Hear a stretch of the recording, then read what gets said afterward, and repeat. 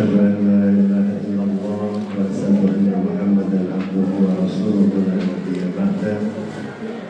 اللهم صل على سيدنا محمد وعلى آله وصحبه أجمعين.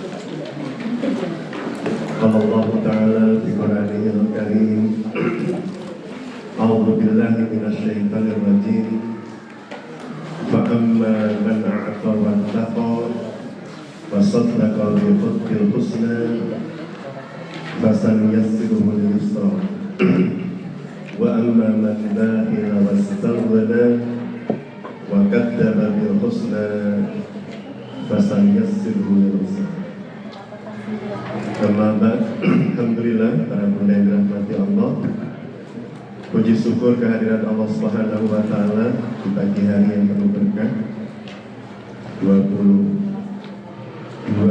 Muharram 1447 Hijriah. Kita kembali diperjumpakan oleh Allah Subhanahu wa Ta'ala di sebaik-baik majelis, yakni majelis ilmu, majelis yang mendatanginya akan menjadi asbab sahalallahu lahu bihi thariqan ilal jannah, memudahkan bagi orang yang mendatanginya untuk datang ke surga nanti. Majelis yang Rasulullah memujinya sebagai raudhah min riyadil jannah, kebun di antara kebun-kebun surga. Maka di majelis yang penuh berkah ini kita akan melanjutkan kajian kita berkaitan dengan pembahasan takdir yang kita kaitkan dengan konsep tauhid. Salawat salam semoga senantiasa terintiqad bi qalbi wa qawlu bil lisan wal afalu bil arkan ala Rasulillah sallallahu alaihi wa alihi wasallam.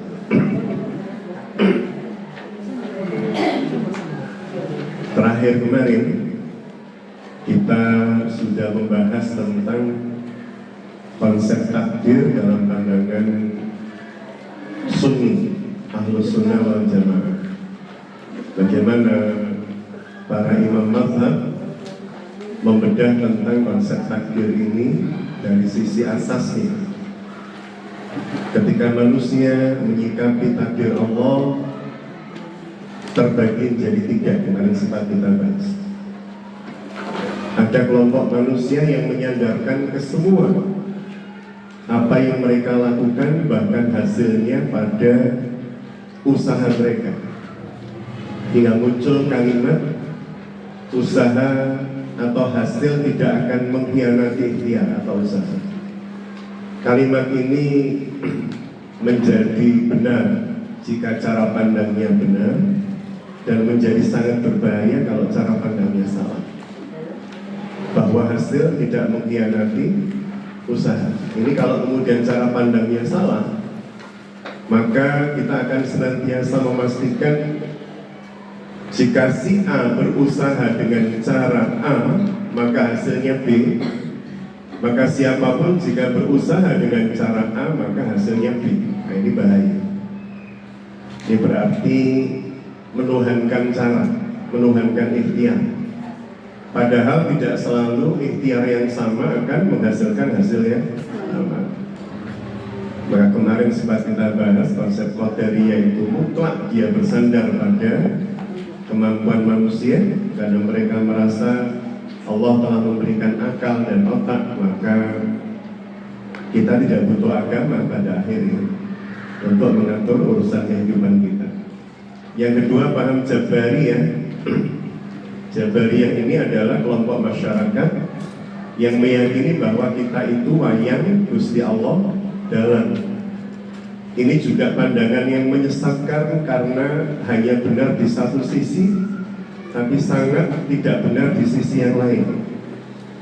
Bahwa manusia itu oleh Allah Subhanahu wa Ta'ala diberikan lingkaran hidup yang kita sepenuhnya dalam kendali Allah, dan ada lingkaran hidup yang Allah Subhanahu wa Ta'ala memberikan kepada panjenengan sepenuhnya dalam kendali kita. Contoh yang sepenuhnya dalam kendali Allah, kita lahir dengan preferensi laki-laki perempuan. Itu Allah yang mutlak menentukan. Saya lahir dengan orang tua A, orang tua B, 4 bersaudara, 5 dengan saya, dan seterusnya, itu mutlak Allah. Tapi kalau kemudian bagaimana saya memperlakukan ibu dan bapak saya, itu pilihan yang Allah berikan pada saya sepenuhnya. Mau memperlakukan ibu saya dan ayah saya dengan cara baik, itu pilihan saya. Mau menelantarkan orang tua saya, itu pilihan saya. Maka ada ruang dalam kehidupan yang Allah memang memberikan kepada panjenengan dan saya, Pak, pilihan. Jalan untuk kemudian kita pilih. Wahadainahun najdain. Dan kami, kata Allah, telah memberikan kepada kalian 2 jalan. Tentu saja jalan ini adalah jalan fujur wa taqwa, dan jalan ketakwaan. Jalan keburukan dan jalan ketakwaan. Jadi kita kemarin sudah sampai pada kalimat itu, bahwa ada lingkaran kehidupan yang panjenengan dan saya tidak memiliki ruang untuk memilih, tidak memiliki kemampuan untuk memilih, dan ada lingkaran kehidupan yang sepenuhnya Allah memberikan kebebasan bagi kita memilih. Dan kemarin saya garis bawahi bahwa Allah tidak akan meminta pertanggungjawaban sesuatu yang panjenengan tidak bisa memilih. Allah tidak akan meminta pertanggungjawaban saat panjenengan tidak bisa memilih. Maka pada saat kita misalnya dalam keadaan, jadi kalau Rasulullah menyampaikan Rufi'al qalam, diangkat kolam. Kolam itu pena Allah. Diangkat pena dari 3 hal. Apa 3 hal itu yang tidak akan ada dosa dan pahala? Yang pertama, saat kita kehilangan akal. Kehilangan akal itu bisa jadi orang memang ODGJ, atau memang orang yang kehilangan akal dalam keadaan bukan ODGJ, yakni tidur misalnya, pingsan misalnya, koma misalnya. Itu kan kehilangan akal.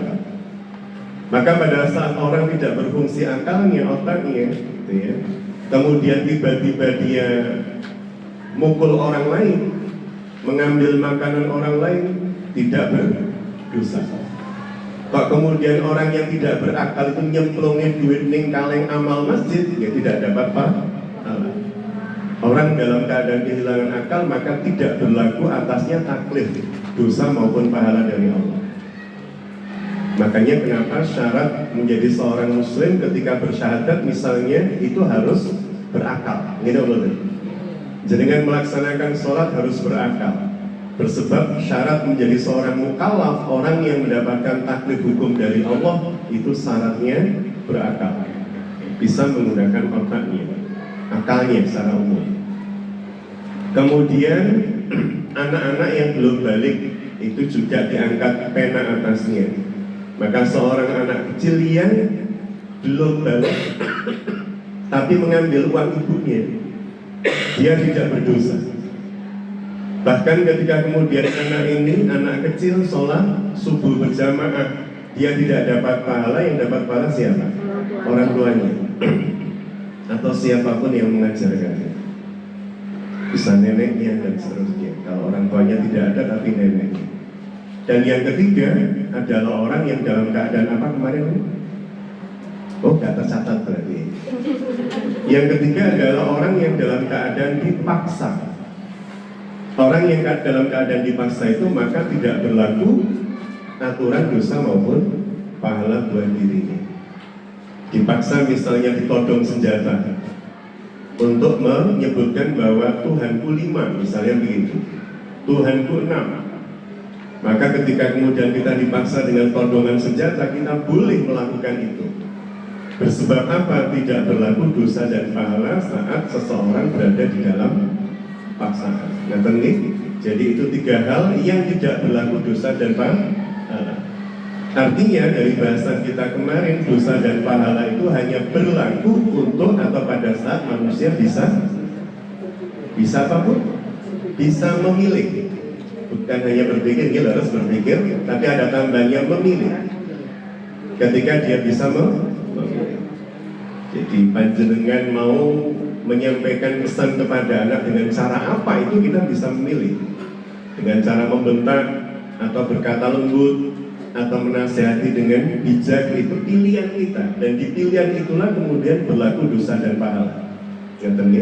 Jadi segala sesuatu yang panjenengan dan saya mampu dan bisa memilih, disitulah dosa dan pahala akan berlaku.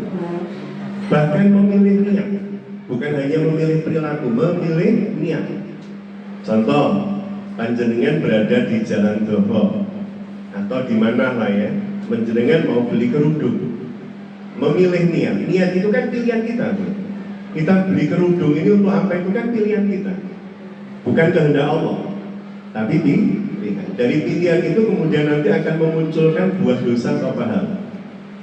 Kalau niatnya kemudian dia membeli kerudung dalam rangka menutup aurat, memantas diri dan seterusnya, untuk kemudian tidak menjadikan orang lain melihat orang muslim atau orang Islam kok mohon kemprov misalnya, kita pilih yang pas, yang tidak apa istilahnya ya, yang membuat orang lain tidak nyaman melihat, tidak kita hindari seperti itu. Kita pilih yang membuat orang lain itu nyaman melihat kemuslimahan panjenengan, itu menjadikan mereka juga tertarik untuk mengenakan kerudung. Mungkin enggak pun orang tertarik mengenakan kerudung karena melihat ada seorang wanita yang memakai kerudung dan dilihatnya anggun. Mungkin. Artinya mengenakan kerudung itu niatnya menjadi bagian dari pahala atau dosa panjenengan. Ketika kemudian mengenakan kerudung dalam rangka satu menutup aurat, yang kedua memantas diri sebagai seorang muslimah, ketika kemudian keluar agar supaya orang bisa melihat tampilan baik dari seorang muslimah. Tapi kalau kemudian niatnya membeli kerudung, saya pilih kerudung yang warnanya Tosca atau warna biru dongker atau apalah, tapi kemudian niatnya karena di saat hari Jumat kajian Rodotul Ilm tidak ada yang pakai kerudung ini, saya beli kerudung ini karena di antara jamaah itu nggak ada yang pakai begini, agar supaya saya menjadi yang pertama memakainya. Ini kan jadi masalah niat seperti itu. Jadi bahkan wilayah niat itu panjenengan dan saya bisa memilih untuk kemudian ujungnya berpahala atau tidak. Nah ini ada Bunur bawa minuman. Saya banget Pak. Alhamdulillah, itu maksud saya begitu. Terus baru sowangan. Dan biasanya. Jadi apa Bunur sudah? Kalau saya mau wah tenggorokannya dari terus Bunur baru. Jadi ketika kemudian Bunur mendengar saya ini kan bisa memilih akan apa, ternyata beliau mengambil air. Nah, itu pilihan yang kemudian beliau dapat pahala. Pilihan gelasnya gitu kan diambilkan yang setengah liter gitu kan, dan seterusnya. Jadi sepanjang kita bisa memilih, disitulah dosa dan pahala berlaku. Itu boleh.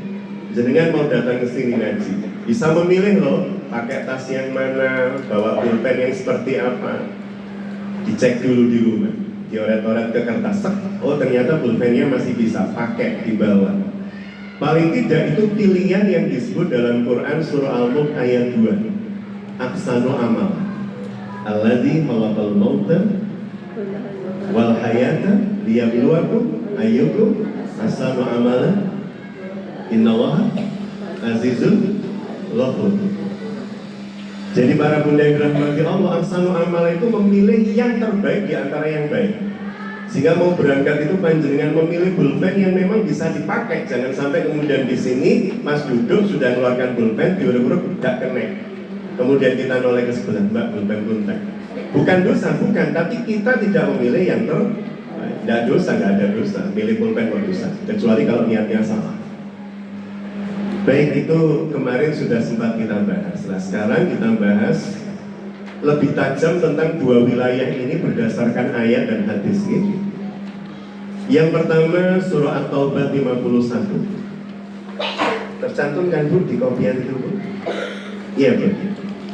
At-Taubah 51. Tidak ada Bu? Oh berarti saya salah ngambil ini printnya.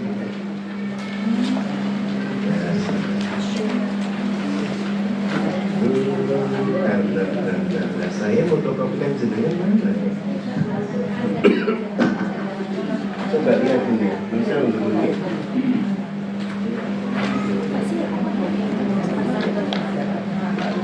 Duh, bukan memaafkan ini, bukan.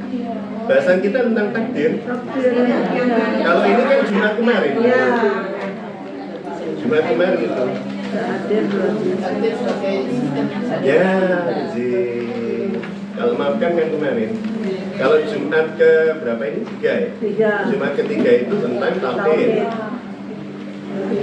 Tentang takdir. Nanti yang belum nanti ya, nanti.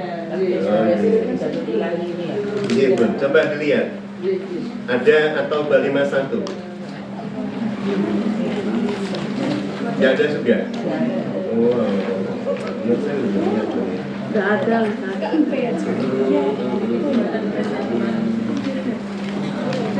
Oh, berarti ini khusus untuk bulu ini ya.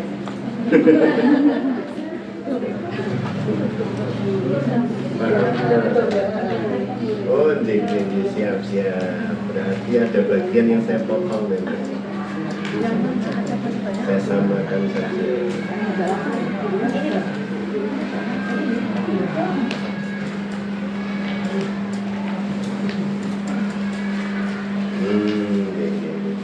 Saya rangkum. Awalnya kan saya membuat 6 halaman, ini jadi 3 ya.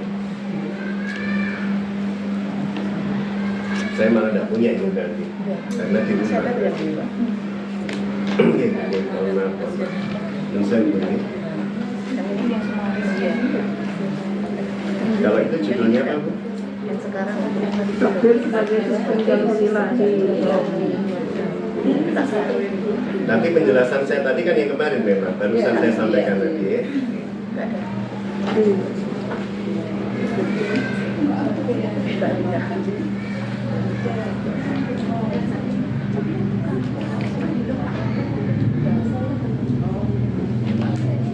Iya, saya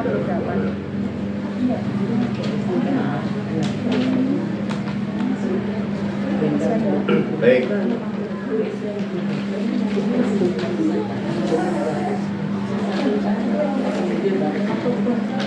Yang hari ini Sebenarnya ada, cuman ini saya pepatkan, bukan bahasa itu ya bahasanya. Belum saya pinjam jenengan ya, tapi jenengan bisa lihat di sini. Ini lebih lengkap. Kalau ini saya pepatkan. Itu gampang lah. Baik, ya, kita lihat di halaman 2 itu, Bu ya. Surah Al-Kahfi 29 dibaca, jenengan lihat ayatnya bagi yang tidak pegang biar mudah. Surah Al-Kahfi ayat 29.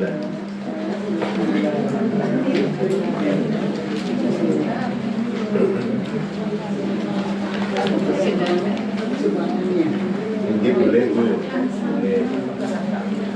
Sambung ya, siap ya. Iya, Bu. Monggo.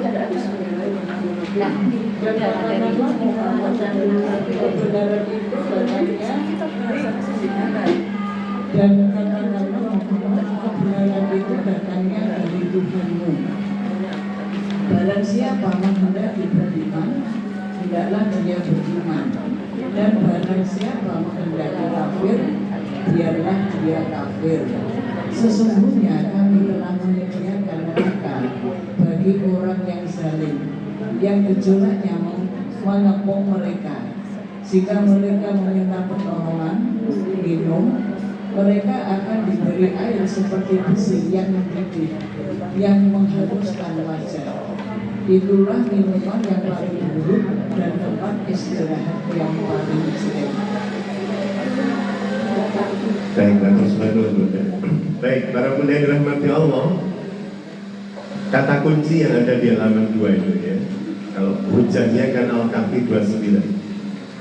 Allah tidak meminta manusia untuk menebak takdirnya.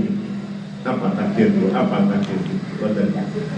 Tetapi Allah Subhanahu wa Ta'ala memerintahkan panjenengan dan saya untuk memilih ikhtiar dengan penuh tanggung jawab.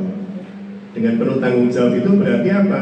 Berarti memperhitungkan akibat-akibat, kemungkinan akibat yang akan kita dapatkan dari pilihan ikhtiar tersebut. Maka langkahnya ketika panjenengan dan saya melakukan sesuatu adalah yang pertama, memilih yang terbaik. Memilih yang terbaik, apapun itu. Tadi saya sampaikan ketika mau berangkat ngambil pulpen, kita pilih yang terbaik, yang masih bisa dipakai misalnya, yang tintanya jelas agar supaya kita bisa melihat, yang ketebalannya, karena ketebalan itu juga berpengaruh terhadap kemampuan panjenengan dan saya untuk mengakses tulisan. Ada orang yang ketika pakai pulpen yang tipis itu, Bu, yang tipis kecil garisnya itu, kemudian ketika membaca itu jadi malas matanya. Tapi ketika kemudian ditulis dengan tinta yang tebal, dia merasa nyaman. Maka itu termasuk ahsanu amal. Belilah berarti pulpen yang garisnya tebal, agar supaya apa? Kita tidak malas membacanya. Kita tidak malas membacanya.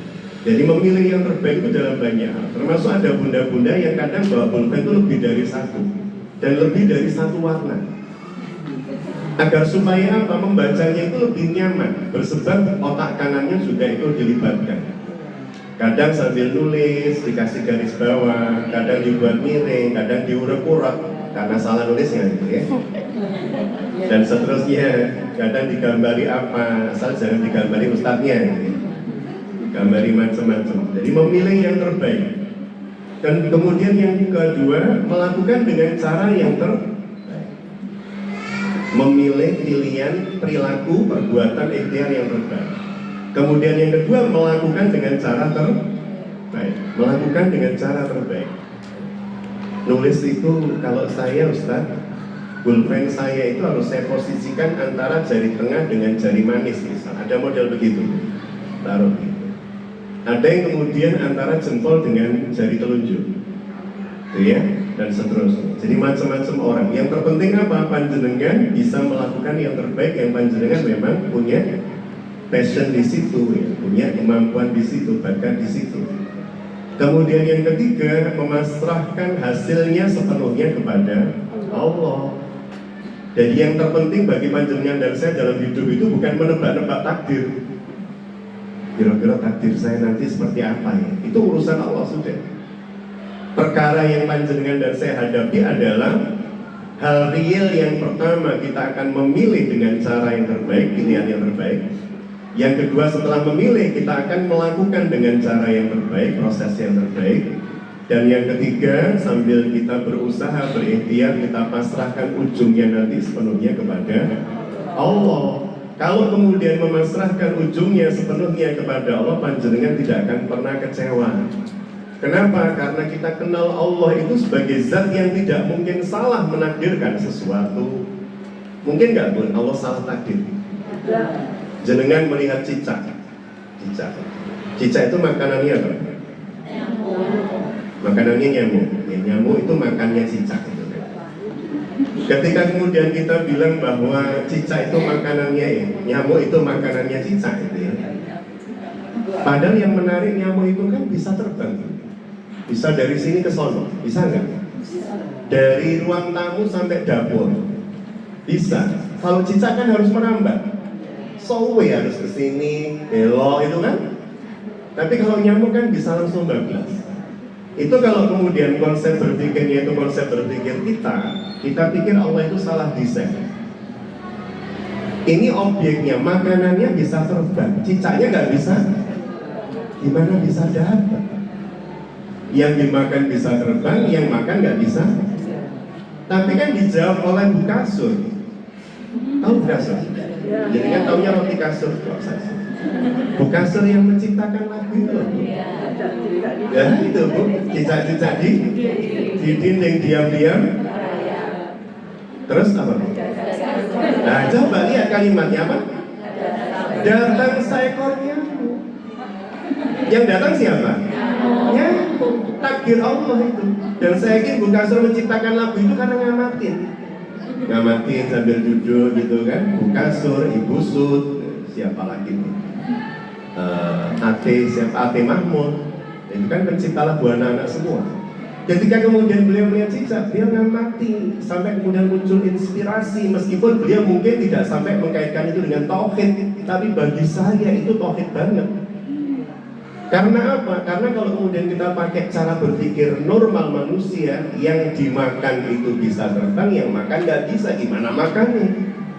Tapi ternyata setelah kita amati, datang seekor. Kalau cicak itu cuman diam-diam aja. Nyamuknya terbang kemana-mana, tapi kan datang dia menuju cicaknya, maka lalu ditangkap gitu, makan. Jadi itu adalah lagu tauhid itu. Untuk kemudian menjadikan kita yakin seperti itu loh, Allah itu memberi rizki. Tidak bisa kemudian kita logikakan jika A maka B itu tidak bisa. Jika A bisa C, jika A maka D bisa, jika A maka Z juga bisa. Gitu maksudnya. Maka para bunda yang dirahmati Allah, itu catatan kita bahwa takdir itu bukan hal yang harus kita cari-cari. Apa ya takdir anak saya nanti? Ya itu urusan Allah, sudah bukan urusan kita.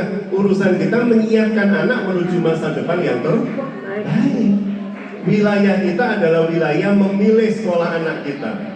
Wilayah kita adalah memilih guru yang akan mengajarinya. Wilayah kita adalah memilih teman-teman buat anak kita. Komunitas buat anak kita di sekolah mana ya kira-kira bisa support pada kebaikannya. Sehingga pada saat kita memilih sekolah itu sudah masuk pada lingkup takdir, Bun. Takdir yang kita bisa memilih. Disitulah berlaku dosa dan pahala. Maka orang tua bisa nggak berpahala saat memilihkan anak sekolah? Maka orang tua bisa nggak berdosa ketika memilihkan anak sekolah? Bisa. Karena itu adalah hal yang kita diberi kemampuan oleh Allah Subhanahu wa taala untuk memilih. Itu bunyi. Jadi berarti ruang panjenengan dan saya sekali lagi tiga hal itu. Pilih yang terbaik. Di antara hal yang baik, pilih yang terbaik. Dalam hal apapun. Yang kedua, lakukan dengan cara terbaik. Dan yang ketiga, kita wajib yakin sejak awal, bahkan sejak memilih nanti ujungnya adalah Allah, ya ujungnya Allah yang menetapkan, yang menentukan. Maka yang dibaca Bunda tadi surah Al-Kahfi 29, bahkan beriman atau tidak itu pilihan, Bun. Pilihan. Allah Subhanahu wa taala sudah melepaskan hidayah, petunjuk. Allah melepaskan petunjuk kepada siapapun. Tetapi kemudian ada manusia yang memilih menerima petunjuk itu, dan ada manusia yang memilih untuk tidak menerima atau menolaknya. Jadi disebutkan di dalam surah Kahfi tadi 29, wa qulil haqqu mir rabbikum, dan katakanlah gitu ya, kebenaran itu al-haq itu milik Allah. Kebenaran itu milik Allah loh. Faman syaa'a falyu'min wa man syaa'a falyakfur. Maka barang siapa yang ingin beriman, berimanlah. Barang siapa yang ingin kufur, kafirlah. Berarti mukmin maupun kafir ini pilihan jenengan kula sami. Jangan kemudian kita bilang orang kafir itu ya sudah ditakdirkan Allah. Orang mukmin itu ya sudah ditakdirkan Allah. Tidak, bahkan Allah menyampaikan dalam ayat ini. Kalau mau pilih mukmin silahkan. Kalau mau pilih kafir silakan, tapi konsekuensinya ditunjukkan Allah. Kalau kalian pilih mukmin, konsekuensi logisnya nanti akan dapat surga loh, kebaikan loh, keberkahan loh. Kan di ayat berikutnya di bawahnya itu kan dijelaskan loh, ya, balasan bagi orang-orang kafir. Ya, dibacakan oleh Bunda dengan lengkap tadi ayat. Kalau di sini kan saya ambil hanya bagian depan. Rasulullah Shallallahu Alaihi Wasallam bersabda, "I'malu fakullu muyassarun lima khuliqa lahu." I'malu itu beramal. Fi'ilnya fi'il amal. Ya, kalimat atau kata kerja bentuk perintah. Fi'il itu kata kerja, amal itu bentuknya perintah. Kata kerja bentuk perintah. Kalau kata kerja bentuk perintah, Bun, hukum asalnya wajib, hukum asalnya wajib. Beramallah kalian. Fakullahu yassarun lima khuliqa lahu. Karena setiap orang itu akan dimudahkan menuju apa yang dia diberi oleh Allah potensinya. Itu lebih tepatnya begitu. Kalau di sini penerjemahan mudahnya, karena setiap orang dimudahkan menuju apa yang telah dia pilih. Itu sejatinya kalimat yang lebih tepat. Bersebab setiap orang akan dimudahkan menuju apa yang dia diberikan oleh Allah potensi atasnya. Kalau diterjemahkan lebih panjang, setiap orang itu akan dimudahkan oleh Allah atas apa yang Allah telah memberi potensi pada dirinya. Gini maksudnya Bu, ya nggak bingung. Saya lihat wajah jenengan kok terus melihat. Gini gambarannya. Setiap orang itu kan sejak lahir sudah diberikan oleh Allah apa yang disebut dengan bakat. Hal yang bersifat natural. Itu bakat alam, bakat dari Allah, begitu maksudnya. Tapi ada yang sifatnya bukan natural tapi nurtural. Nurtural itu berarti pengaruh apa Bu? Lingkungan. Jadi potensi yang disebabkan karena pengaruh lingkungan. Kalau bakat itu potensi yang sejak kita lahir Allah sudah memberikan benihnya. Biasa kita sebut bakat dan minat. Kalau bakat itu sepenuhnya Allah memberikan potensi itu sejak panjenengan dan saya lahir, benihnya. Tinggal kita menumbuh kembangkannya. Kalau minat itu sesuatu yang kita suka, senang bersebab pengaruh lingkungan. Secara umum begitu, ada natural dan nurtural. Nah, di dalam hadis ini Rasulullah SAW menyampaikan beramalah kalian, karena Allah Subhanahu wa Ta'ala itu akan memberikan kemudahan atas apa-apa yang kalian sudah diberi benihnya. Contohnya, saya sama Lionel Messi. Saya diminta main bola seperti Messi. Dilatih dari mulai saya kecil, masukkan sekolah bola SSB. Setelah itu kemudian diikutkan di berbagai pelatihan dan seterusnya. Kira-kira saya dengan Messi bisa nggak kemampuan saya sejajar dengan Messi pada akhirnya? Tidak. Karena apa? Karena bakat secara naturalnya dari Tuhan memang beda. Messi itu kalau kita lihat videonya, atau Cristiano Ronaldo itu bahkan di usia 5 tahun kalau sudah ada bola kena kakinya itu luas sekali dia nendang, meskipun belum sekolah bola. Artinya ada bakat-bakat yang memang diberikan oleh Allah atas satu dan orang lain yang bentuknya berbeda. Saya dengan panjenengan berbeda. Kita melihat sesuatu yang sama, kita bisa menangkap sesuatu yang berbeda dari objek tersebut. Dan seterusnya. Jadi Allah itu akan memudahkan panjenengan dan saya pada apa-apa yang kita memang diberi oleh Allah benihnya. Ada ibu-ibu yang kalau sudah memegang ulet-ulet gitu, mungkin sama-sama durasi waktu belajarnya. Atau kalau seperti itu masih sulit menggambarkan, saya dengan kakak saya dengan istri saya itu sama-sama pernah kursus jahit. Saya dengan istri itu sama-sama pernah kursus jahit, tapi di waktu yang berbeda, di tempat yang berbeda. Dan kami waktu itu juga masih sekedar tahu dan kenal, itu kan teman SMP. Jadi saya dikursuskan bapak di Pak D saya.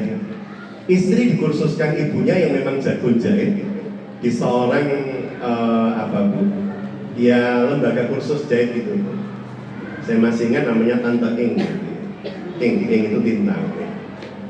Jadi dikursuskan di sana. Apa yang kemudian terjadi? Masa kami kursusnya sama 3 minggu gitu ya. Tapi kemudian hasilnya sangat berbeda. Istri saya dengan temennya sangat berbeda. Padahal istri saya itu punya ibu yang jagoan jahit, tukang jahit, jagoan jahit. Tetapi kemudian ketika istri jahit memang lebih bagus dibanding saya, itu kan. Tapi kalah bagus dibanding teman. Artinya tidak semua orang itu memiliki bakat yang sama, dan itu harus sangat dipahami. Sehingga kalau kemudian bakat dan minat itu bareng pun sama, bakatnya memang dia di bidang yang bersifat fisik, katakan Messi tadi itu, disekolahkan di sekolah bola, wah progresnya langsung begini.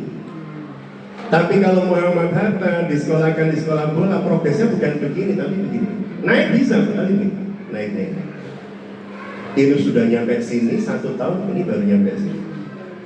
Karena bakatnya tidak sama dengan minatnya. Tapi ketika kemudian saya disekolahkan di ilmu komunikasi misalnya, atau psikologi misalnya, rasanya matching banget, itu saya banget. Sehingga pasti berkembangnya sangat cepat. Itu begitu. Jadi Allah menyebutkan oleh Kanjeng Nabi begitu, beramallah kalian, beraktivitaslah kalian, bersemangatlah kalian dalam bekerja, berprestasi. Kenapa? Karena setiap orang itu akan dimudahkan oleh Allah berkaitan dengan potensi yang sudah Allah berikan. Dia akan dimudahkan oleh Allah. Ada orang yang ketika mendengar itu lebih mudah menangkap, tapi ada orang yang ketika melihat lebih mudah menangkap. Ada orang yang ketika meraba itu lebih mudah menangkap. Jadi ada murid itu misal yang ketika guru mengajarkan dengan cara menyampaikan intonasi bagus dan seterusnya itu langsung belang. Ada yang harus melihat sehingga dia harus duduk di depan, melihat mimik wajah gurunya dan seterusnya untuk kemudian dia rekam. Ada yang kemudian harus nyentuh ketika dijelaskan gurunya tentang sistem pencernaan, dia harus pegang banget itu model khususnya dan seterusnya, itu langsung masuk ke dalam otaknya dan seterusnya. Jadi setiap orang oleh Allah diberikan bakat belajar yang berbeda, bakat yang dikembangkan berbeda dan seterusnya. Jadi ini kita bicara takdir, sehingga panjenengan jangan sampai kemudian ya Allah, anak saya kok ditakdirkan oleh Allah begini toh. Padahal yang satu itu misalnya belajar membaca sekali 2 kali sudah masuk, yang anak saya yang nomor 2 itu beda dengan kakaknya. Belajarnya itu seperti anak yang tidak sedang belajar. Kalau kakaknya sudah duduk begini, nulis anteng meneng gitu kan. Tidak boleh ada banyak suara, kadang dituliskan depan kamarnya, nggak boleh diganggu dan belajar. Tapi anak saya yang kedua itu belajar kadang depan TV, kadang klesetan, kadang mungkin keripik gitu kan. Dan IP-nya enggak kalah itu, kakaknya 3,87 bahkan dia 3,96 dengan belajar sambil belosoran, sambil pegang keripik gitu.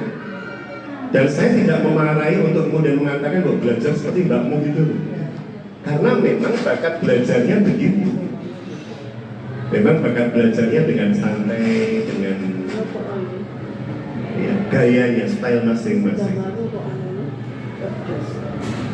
Semuanya cerdas, semua anak-anak kita itu cerdas, asal kita tahu cara belajarnya, cara mengembangkannya, cara memberikan medium tumbuh kembang. Ada film, mohon maaf kalau saya bilang film ya, bukan dalil, tapi karena film ini kisah nyata jadi dalil. Jadi judulnya Tarikh Zaman, kisah tentang seorang anak kecil yang ADHD. Guru itu sudah ngeluh, sudah ngajar dia. Mohon maaf, saya suka film-film yang based on true story, karena bagi saya itu ayat Allah. Pokoknya kalau dia berasal dari kisah nyata pasti ada yang dititipkan. Jadi si anak ini ADHD, gurunya udah pusing ngajarin dia, sampai kemudian dia seringkali didiskreditkan oleh gurunya, dianggap gak ada. Teman-temannya juga begitu. Sampai suatu hari sekolah itu kedatangan seorang guru, yang guru ini guru energik, masih muda dan kesukaan belajarnya itu tinggi. Maka ketika ada tantangan justru dia belajar. Anak ini kenapa seperti ini? Kenapa? Tidak kemudian menunjukkan perilaku yang dianggap beda dengan yang lain, langsung divonis itu salah, itu jahat, itu keliru, itu nakal dan seterusnya. Dilihat apa pemicunya. Sampai kemudian dia belajar tentang ADHD dan seterusnya. Oh ternyata munculnya hormon yang berlebihan di sini, bla bla bla bla. Bagaimana kemudian cara mengarahkannya? Oh berarti fisiknya harus dimaksimalkan gitu ya, untuk kemudian dia bisa lorong, bisa nyaman dan seterusnya. Ketika kemudian anak ini ketemu dengan guru yang mengerti cara belajarnya, prestasinya jadi luar biasa. Dari anak yang dianggap oon, dari anak yang dianggap bukan gak pinter, bahkan oon tadi itu ternyata mampu melampaui prestasi temannya bersebab bertemu dengan guru yang mengerti dirinya. Maka sebaik-baik guru harusnya orang harusnya sebaik-baik guru bagi anak adalah orang tua yang memahami bagaimana mereka berkembang, potensi mereka apa ya dan seterusnya. Jadi para bunda yang dirahmati Allah, hadis ini menunjukkan bahwa amal adalah asbab dan Allah lah yang memudahkan sesuai dengan asbab-asbab yang kita pilih. Baik, dan yang terakhir bahasan kita bagi hari ini, Allah itu memang maha tahu, al-alim, al-basir. Al-alim itu apa tuh? Maha mengetahui, al-basir maha mengawasi, memutabah, memonitor. As-syahid maha menyaksikan. Allah itu memang maha alim, tapi kemaha mengetahuinya Allah itu tidak memaksa panjenengan untuk memilih perbuatan. Jadi contohnya beginilah paling gampang ya. Allah maha tahu, tetapi Allah juga maha berkehendak. Apa kehendak Allah? Memberikan panjenengan kesempatan untuk memilih perilaku. Itu kehendak Allah. Keadilan Allah, sifat keadilan Allah ditahan dulu. Sifat keadilan, mohon maaf. Sifat kemahatauan Allah ditahan dulu. Beliau menerapkan sifat maha kehendaknya. Diberikan kesempatan kepada panjenengan untuk melakukan sesuatu. Ketika kemudian panjenengan melakukan sesuatu pun, baru disitulah Allah akan menilai. Jadi kemahatauan Allah tidak memaksa panjenengan untuk melakukan sesuatu. Bingung loh betul? Bingung ya? Ini bahasa filsafat ya. Orang-orang yang bahas ilmu kalam, ini aja pun paling gampang. Saya punya anak, saya tahu kesukaannya, saya tahu ya macam-macamnya. Ketika kemudian saya tahu anak saya itu suka es krim, suatu saat saya tawarkan, nak minum es krim atau es doger, dia pilih mana? Es krim pasti kan bunyi ya. Saya mengetahui anak saya, tapi saya bisa nggak mengerem ya pengetahuan saya atas anak saya itu. Jadi anak saya beri duit misalnya, ini ada duit 50.000, kamu boleh beli apapun. Pengetahuan saya atas anak saya, kesukaannya beli apa tadi? Es krim. Tapi kan pengetahuan saya itu tidak memaksa anak saya untuk beli es krim. Clear gitu? Pengetahuan saya terhadap anak saya itu kan tidak pernah memaksa anak saya untuk beli es krim. Tapi saya sangat tahu kebiasaan anak saya itu kalau dapat duit pasti beli. Clear ya mungkin? Jadi kemahatauan Allah itu tidak pernah memaksa jenengan dan saya untuk memilih perilaku. Karena yang memilih itu siapa? Yang memilih perilaku siapa? Kita sendiri. Kita sendiri. Allah itu tahu kebiasaan kita itu begini dan seterusnya. Maka kalau kemudian mendapatkan begini, secara umum dia akan begini. Tetapi Allah Subhanahu wa Ta'ala tidak memaksakan kemahatauannya agar supaya panjenengan memilih sebagaimana kemahatauan Allah. Nah, terus panjenengan dan saya itu ketika memilih amal, tanggung jawab kita masing-masing. Makanya konsep jalur takdir itu, poin yang pertama di halaman 3 itu, Allah telah menetapkan berbagai jalan dalam kehidupan jenengan. Allah telah menetapkan sekian banyak jalan dalam kehidupan jenengan.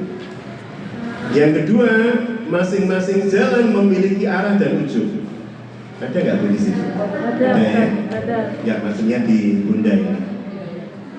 Jadi takdir itu seperti jaringan jalan. Allah telah menetapkan berbagai jalan, pilihan buat jenengan, pilih ini. Yang kedua, masing-masing jalan memiliki arah dan ujung.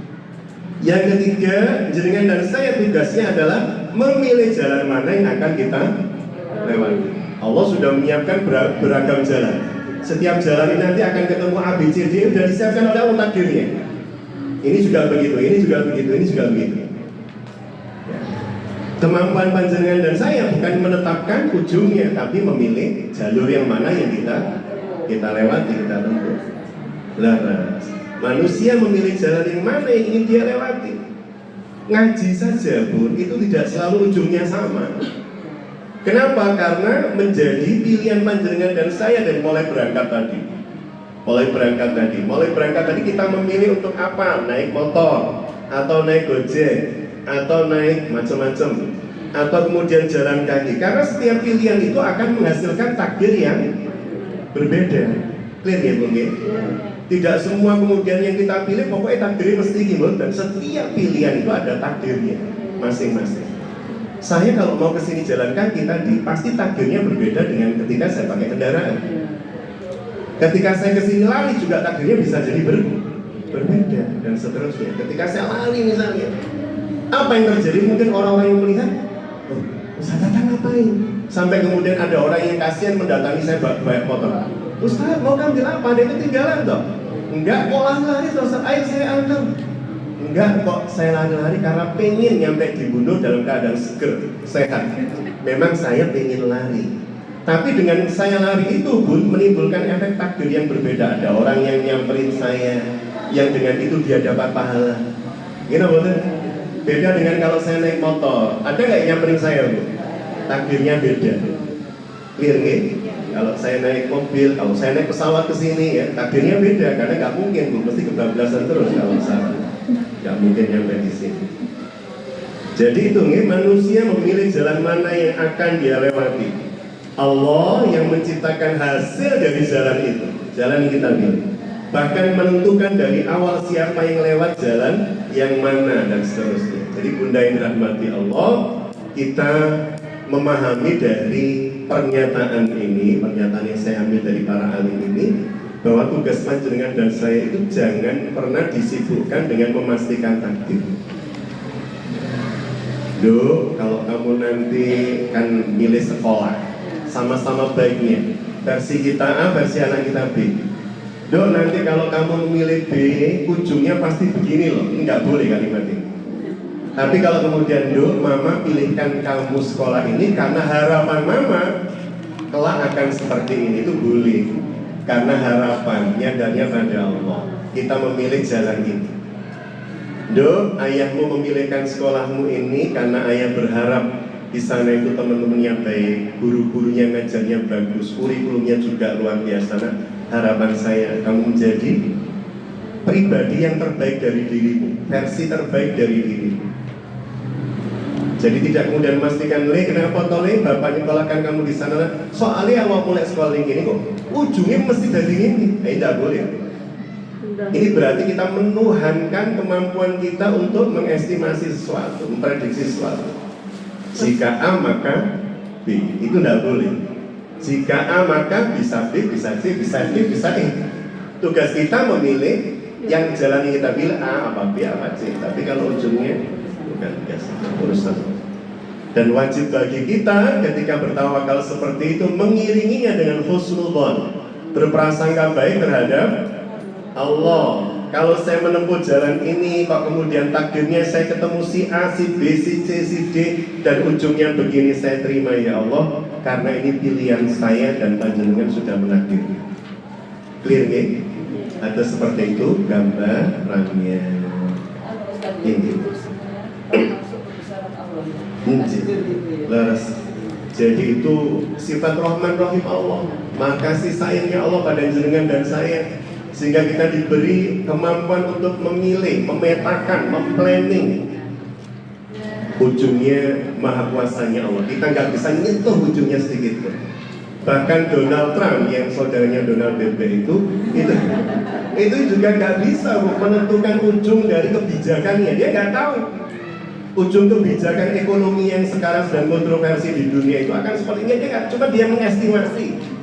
Saya harapkan kalau planningnya begini, ujungnya akan begini. Saya harapkan. Tapi kalau dia memastikan nanti ujungnya dunia akan bertukuk lutut di bawah saya, itu dia telah menuhankan akalnya, otaknya, dan kemampuan berpikir. Jadi dengan urusan ini boten parengaken. Apa misalnya tadi sekolah atau anak-anak sekolah, anak-anak memilih sesuatu, gitu ya, dan seterusnya. Kecuali kalau anak-anak misal milih makanan gini Bu, anak kita flu, pilek, demam, kemudian kita minta untuk milih, Dok, ya kita makan bareng ya biar kamu seger badannya, kita keluar. Anak kita kemudian memilih es, yang dokter sudah melarang dia minum. Jangan kemudian kita bilang begini, kok jangan bilang, kita kemudian bilang begini pada anak kita, Dok, jangan minum es karena nanti kalau minum penyakitmu tambah parah loh. Kalimat ini muncul karena memang ada ilmunya, dan ini ilmu Allah. Kalau sudah begini kemudian orang minum seperti ini, maka terjadi gangguan pada sistem organnya macam-macam. Ini kan ilmu Allah yang ditemukan dokter, gitu betul? Sama dengan kalau panjenengan memukul air dengan tongkat, kan tidak mungkin seperti Musa terbelah airnya. Paling mak muncrat-ceret, nggak tahu. Maka ketika kemudian panjenengan memilih untuk mengumpulkan tongkat ke air, panjenengan tidak usah berharap akan terbelah airnya, berharap saja akan muncrat karena itu sunatullahnya. Ngerti nggih Bu nggih? Bon, nih. Baik, dari sini ada yang mau disampaikan Bun, ditanyakan. Ustaz, Iya. kalau misalnya dalam perjalanan seseorang itu sejak awal seseorang itu mempersiapkan diri untuk menjadi lebih baik, kelak misalnya menikah pun juga inginnya dengan orang yang baik, dengan agama yang baik, dengan kehidupan yang baik. Tapi ternyata sudah mempersiapkan dengan hal sebegitu baiknya, saat ada pilihan itu kenapa bisa memilih orang yang ternyata mualaf, akhlaknya belum begitu baik. Terus dalam perjalanan tahunnya dia pun juga turun, nggak sebaik awal itu. Tapi setelah berjalannya waktu ternyata menjadi lebih baik semuanya. Apakah itu termasuk takdir atau gimana? Betul sekali. Yang pertama ya, jadi takdir itu jangan dibayangkan awal sampai ujung saja. Karena setiap hari itu kan, menurut saya ngaji dari mulai masuk sampai nanti pulang, itu kan pilihan takdir saya banyak tadi itu. Mau pakai punya saya atau pinjam beliau, mau saya gunakan tablet atau staf saya pertahankan ini. Tadi saya keluarkan ini tetap di sini atau di sini, kan semua pilihan takdir, pilihan amal maksudnya. Yang setiap pilihan amal itu pasti menghasilkan takdir, pasti. Contoh begini, Bunda tadi bilang, si A mau milih jodoh. Ketika dia mau milih jodoh, jalan apa yang dia tempuh? Satu, belajar saja, itu macam-macam ragamnya. Ada yang belajar ketika baca buku, saya belajar apa dulu? Apakah ilmu tentang pernikahan?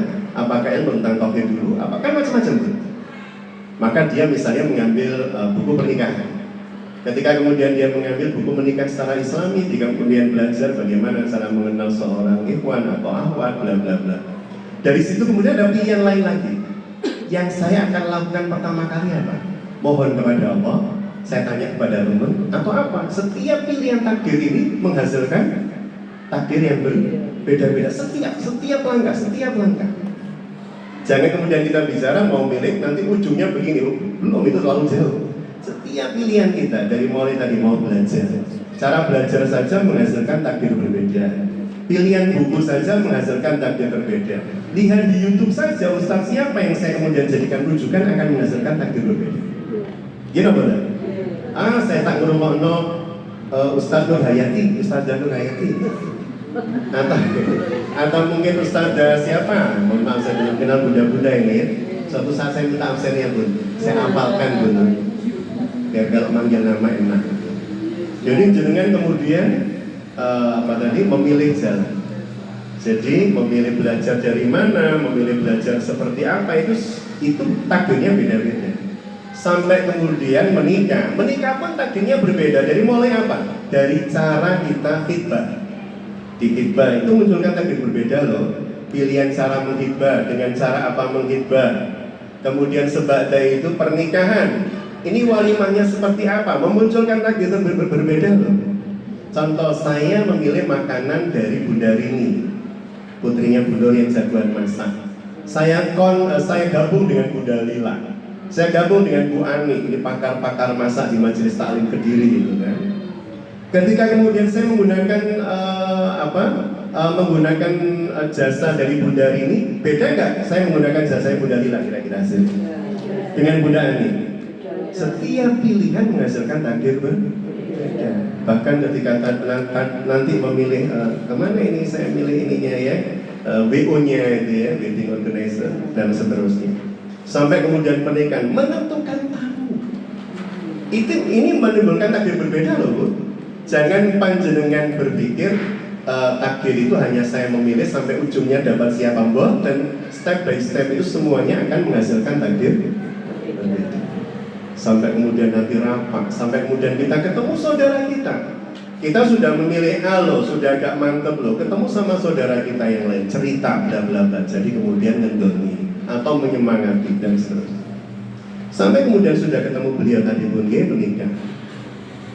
Ketika kita menikah, ada proses sebelumnya namanya ta'aruf. Makanya tak kenal maka ta'aruf itu. Ketika kemudian kita taruh dengan seseorang, itu kan ada jalurnya. Bagaimana kemudian saya bisa mengetahui calon istri saya itu seperti apa? Oh, saya tanya adiknya. Oh, saya tanya pamannya. Saya tanya guru ngajinya. Jadi upaya-upaya itu, setiap upaya itu menghasilkan takdir yang berbeda, betul? Semuanya, rangkaiannya. Makanya di sini disebutkan, Allah telah menetapkan berbagai jalan. Jenengan Bu mau ngaji di sini, dari mulai datang, duduk sampai pulang itu prosesnya banyak loh takdirnya. Dari mulai duduknya dapat mana gitu kan, kita duduk dengan cara seperti apa, bla bla macam-macam, itu takdirnya beda. Sehingga pada akhirnya begini Bunda, saya sudah memilih dan dia sudah menjadi istri saya. Tugas saya bukan membaca takdir Allah. Oh begini ya, bukan. Tugas saya adalah menghadapi objek ini dan memilih cara terbaik untuk menghadapi objeknya yang dihadirkan seperti ini, dan ini adalah hasil dari pilihan saya yang Allah tetapkan.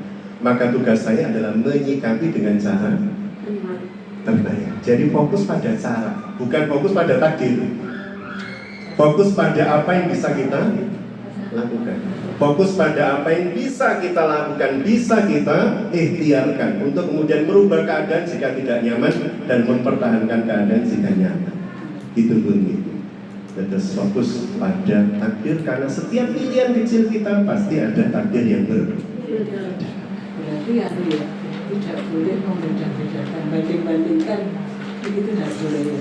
Terus begitu. Membanding-bandingkan kita dengan teman kita, sama-sama kita satu ini tidak boleh. Ngeten, Pak. Iya. Kalau membanding-bandingkan dalam makna ngeten nggih. Dalam arti atau dalam makna untuk memuliakan diri, merendahkan orang lain, mencari kekurangan, haram hukumnya.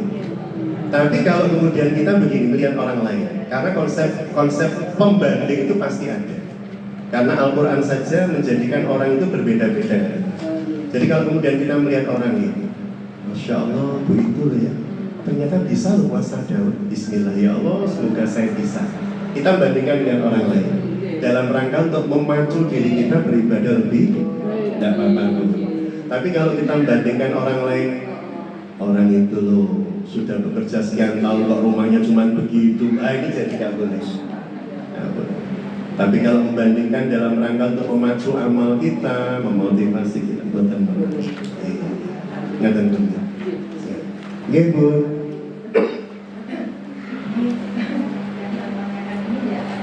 Agak keras ya suaranya. Nggih. Nggih Bunda.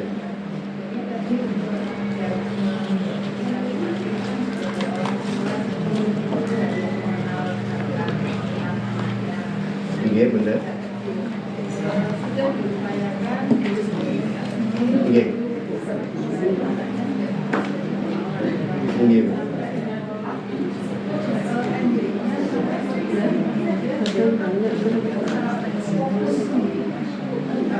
Nggih.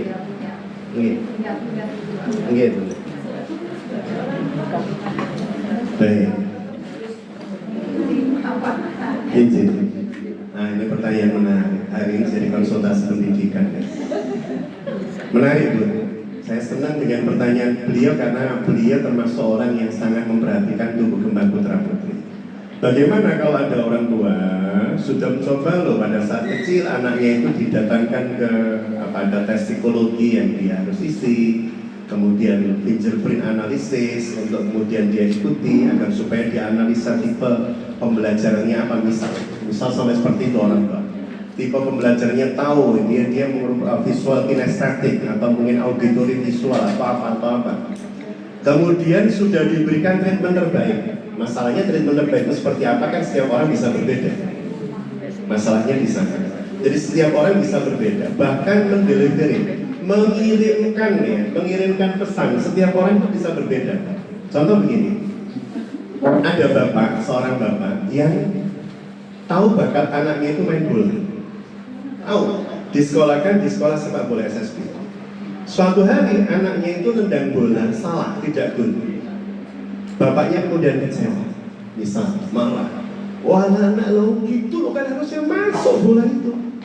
keterlaluan dari sekolah kan bayar mahal-mahal. Nembak bola gitu aja nggak bisa. Kira-kira itu mencederai nggak Bu psikisnya? Ketika mencederai psikisnya mungkin nggak berpengaruh terhadap tumbuh kembangnya. Jadi kita nggak bisa melihat awal sampai akhirnya. Harus step by step ini kita hitung. Benar nggak ya anak saya yang sudah saya ketahui bakat minat belajar ini, saya sudah menyiapkan medium tumbuh kembangnya dengan baik. Atau di sela-sela itu saya mengeluarkan kata-kata, kalimat yang justru membonsai potensinya, termasuk doa-doa kita.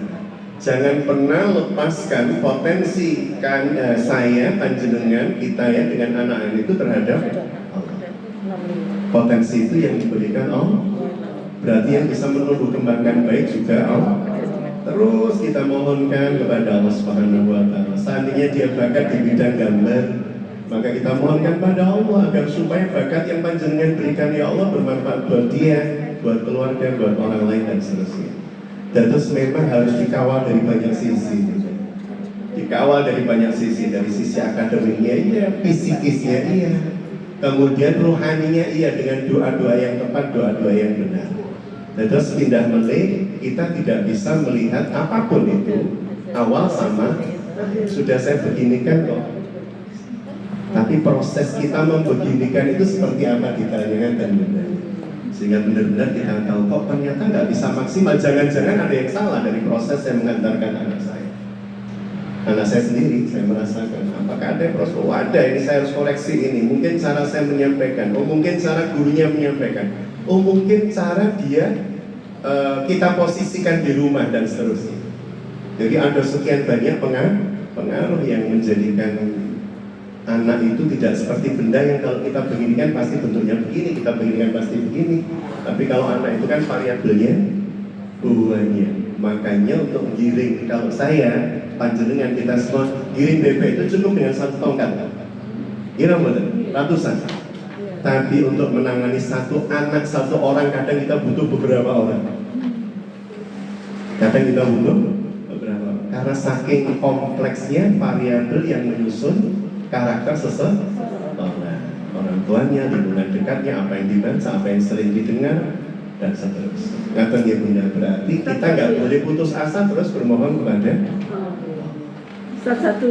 Itu kan mungkin saya pernah dengarkan ceramah itu ibu-ibu itu jangan sampai melontarkan kata-kata yang tidak baik. Itu apakah dengan surat Ali Imran 193 yang ada di situ, Rabbana faghfir lana dzunubana, itu kan artinya menghapus. Itu apakah bisa dihapus dengan itu doa itu? Kalau saya berdosa pada Allah, terhapus. Tapi kalau saya berdosa pada anak saya harus meminta maaf.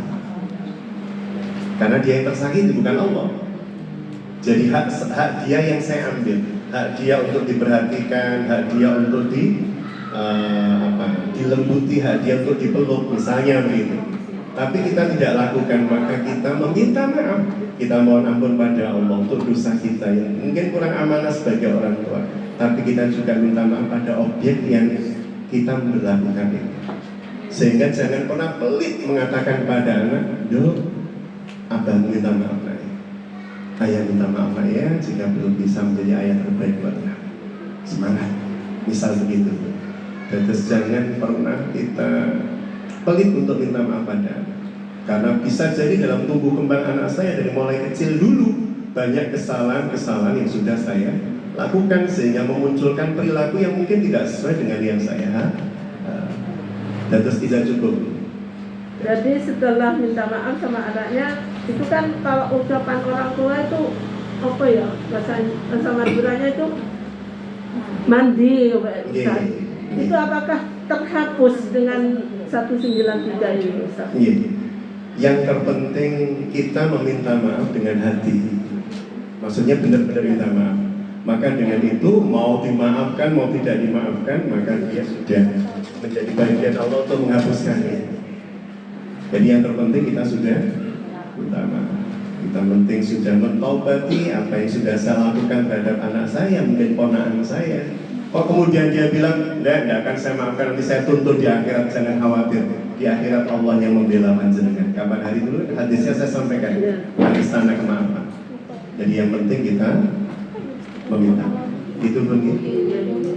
Baik para bunda dirahmati Allah, sementara itu kita tutup nih. Insyaallah saya mohon doa. Kebetulan besok menikah mengantar jamaah untuk melaksanakan ibadah umroh.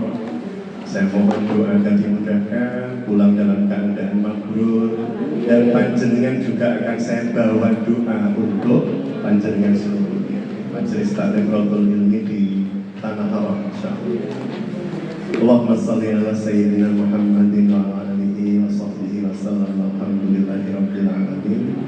Rabbana ighfir lana wa li walidayna warhamhuma kama rabbayana shighara.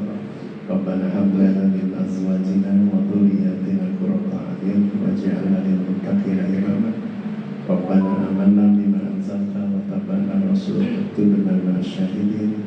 Rabbana atina fid dunya hasanah wa fil akhirati hasanah wa qina adzabannar wa adkhilna jannata ma'al abrar.